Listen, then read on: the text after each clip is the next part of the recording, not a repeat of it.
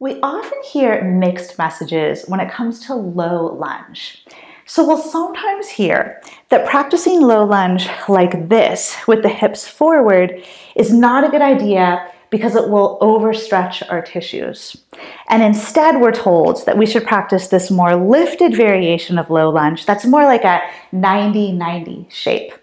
But then on the flip side, we'll have other teachers encourage that we send the hips forward in low lunge, and that's partly because this lifted variation is perceived as not doing very much for us.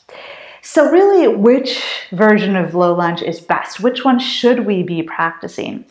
Well, let's take a look at the lifted 90-90 variation first. So we'll start off by just saying that this lifted variation is the one that does a more effective job of actually stretching our hip flexor muscles. And here's why.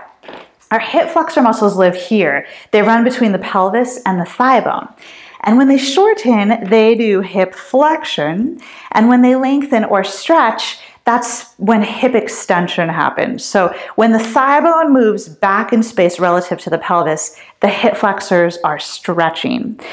Now the deal is that hip extension, most human bodies, the range of motion that they have in hip extension is 0 to 15 degrees. So that's a very small range of motion. So in my body, if I hold my pelvis still and I just take my thigh back into hip extension, you can see that's the end of my range, and that's not very far. Now if I were to translate that amount of hip extension into low lunge, you can see that here, where my hip is above my knee, I'm in about 0 degrees of hip extension. And for some people, that already might feel like a stretch to the hip flexors.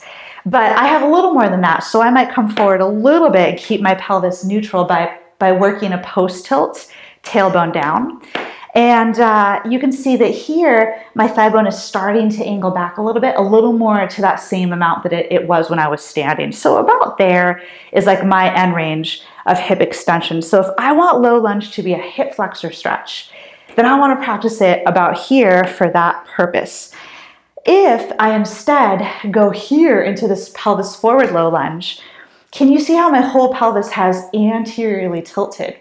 And just kind of all of this hip flexor complex here just kind of went with it, and I lost that stretch. The two attachment points at the ends of the hip flexors are not being pulled apart anymore. It's just all back into space.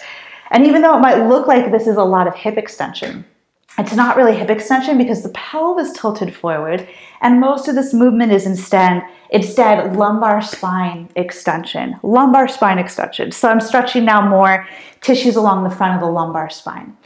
So I think it's interesting that we tend to hear that this pelvis forward low lunge will overstretch our tissues, and this lifted low lunge will not overstretch our tissues, when the truth is that both variations stretch tissues, they just stretch different tissues.